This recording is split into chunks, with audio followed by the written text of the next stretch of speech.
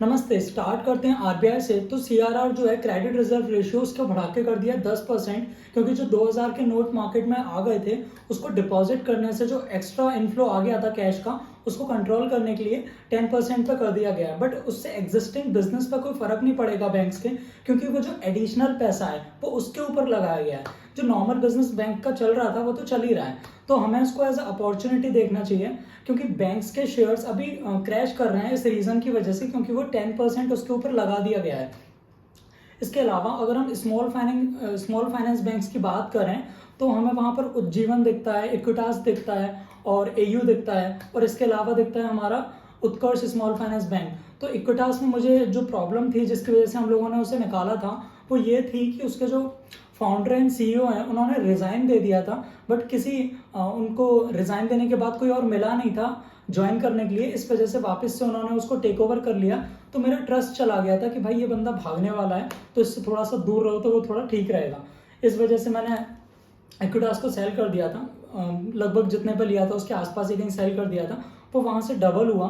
But एक बार जब promoter में दिक्कत आ जाती है तो मैं ऐसी कंपनी से थोड़ा सा दूर हट जाता हूँ। इसके अलावा बात कर लेते हैं उज्जीवन की। तो उज्जीवन में लास्ट ईयर लॉस देखने को मिला था, अभी प्रॉफिट आ गया है। तो एकदम से अगर लॉस देखने के बाद प्रॉफिट आया तो मैं थोड़ा साल डेढ़ साल का टाइम लेता हूँ उसको समझने के लिए कि भाई वो जो लॉस से प्रॉफिट मेकिंग हुआ है ये सस्टेन भी करेगा या नहीं। तो इस वजह से उज्जीवन को मैं अभी नहीं देख रहा हूँ। बात करते हैं उत्कर्ष की। तो उत्कर्ष भी फॉल हो रहा है जस्ट बिकॉज ये 10% वाली नई चीज आ गई है। तो वहां से एक अपॉर्चुनिटी दिखती है कि भाई जब सब बेच रहे हैं उस टाइम आपको ये समझना है कि भाई एग्जिस्टिंग बिजनेस पर कोई प्रॉब्लम नहीं है। वो जो एडिशनल बैंक को बिजनेस मिल सकता था जिसकी वजह से, क्योंकि वो 2000 के नोट ज़्यादा से ज़्यादा जमा हो रहे थे, 88% नोट 2000 के जमा हो गए हैं। वो लगभग थे 3-3.25 लाख करोड़ रुपए, जो कि 88% होता है, वो ऑलरेडी जमा हो चुके हैं। उसके ऊपर बात चल रही है कि 10% उसमें से CRR cash reserve ratio maintain करना पड़ेगा, जिसमें बैंक उन पैसों में से कुछ पैसे मेंटेन रखेगी, जिसकी वजह से बैंक को जो एडिशनल फायदा होने वाला था वो फायदा नहीं होगा। वो फायदा उसका कि वो उन पैसों से एक्स्ट्रा लोन देके एक्स्ट्रा पैसे कमाती। तो एक्स्ट्रा लोन देके एक्स्ट्रा पैसे नहीं कमाएगी, बट एग्जिस्टिंग बिजनेस में कोई कमी नहीं है। बट जो ये चीज सामने आई है कि एक्स्ट्रा पैसे नहीं कमा पाएगी, उसकी वजह से नेगेटिविटी फैल गई है, जिसकी वजह से नेगेटिविटी से शेयर का प्राइस क्रैश हो रहा है। ऐसे टाइम पे हमें अपॉर्चुनिटी दिखती है कि उसको देख सकते हैं कि यार हमें सस्ते में मिल रहा है और एग्जिस्टिंग बिजनेस बढ़िया चल रहा है, तो वहां से हमें डिस्काउंट मिल जाता है। वहीं से आपको क्रैश्ड पी मिलेगा जो आगे चल के मल्टी बैगर रिटर्न्स दे सकता है, क्योंकि मार्केट फियरफुल है। इसके अलावा बात कर लेते हैं टीवीएस सप्लाई चेन के आईपीओ के बारे में।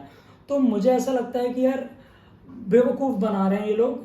मैं किसी को डिफेम नहीं करना चाहता, मैं जस्ट फैक्ट्स बता रहा हूँ जो मेरे को समझ में आते हैं। 200 का पी पे आईपीओ ला रहे हैं, तो यार 200 का पी सस्टेन ही नहीं करेगा, क्योंकि कंपनी के पास मार्जिन्स नहीं है। पहली चीज, कंपनी के पास बहुत कम मार्जिन्स है। 8-10% का आरओआई है, रिटर्न ऑन इन्वेस्टमेंट। तो 8-10% से ज्यादा ग्रोथ करेंगे तो इन्हें डेट लेना पड़ेगा। कंपनी ऑलरेडी डेट में है, उस डेट को वो कम कर रही है, और जो पैसा वो रेस कर रही है, 800 करोड़ रुपए रेस कर रही है, उसको भी डेट चुकाने के लिए यूज करेगी। तो वो मुझे बड़ा नेगेटिव लगता है, जिसमें से 200 करोड़ रुपए ओएफएस ऑफर फॉर सेल और 600 करोड़ रुपए फ्रेश इक्विटी। बट ये 800 करोड़ रुपए सारे डेट को चुकाने में रेस करेगी। मैं ऐसी कंपनीज में इन्वेस्ट करने की कोशिश करता हूँ जो कंपनीज पैसा रेस करके उस पैसे को यूज करें अपने बिजनेस को एक्सपेंड करने के लिए, ना कि अपना पुराना उधार चुकाने के लिए। इसके अलावा बात करते हैं आरओआई की। तो आरओआई की अगर बात करें तो रिटर्न ऑन इक्विटी का मतलब होता है कि आपने जो कैपिटल है उसके ऊपर कितना परसेंट पैसा कमाया। जैसे किसी का आरओआई है 10%, तो वो 10% से ज़्यादा अगर ग्रोथ करता है तो उसको बाहर से पैसा लाना पड़ेगा, डेट लेना पड़ेगा, जो आगे चल के प्रॉब्लमेटिक होता है इन्वेस्टर्स के लिए। इसके अलावा बात करें कि ओवरऑल मार्केट का माहौल कैसा है, तो थोड़ा सा डरा हुआ है, और आरबीआई की पॉलिसीज की वजह से, मतलब जो नॉर्मल आदमी होता है, नई पॉलिसीज और ये सब, उसमें थोड़ा बहुत मार्केट गिरता हुआ देखा वो भाग जाता है। बट ऐसे टाइम पे अपॉर्चुनिटी मिलती है जहां पर स्मॉल कैप और मिड कैप सस्ता मिलता है, वहां पर उसको देखना चाहिए। तो आज के वीडियो में इतना ही। Thank you so much for watching.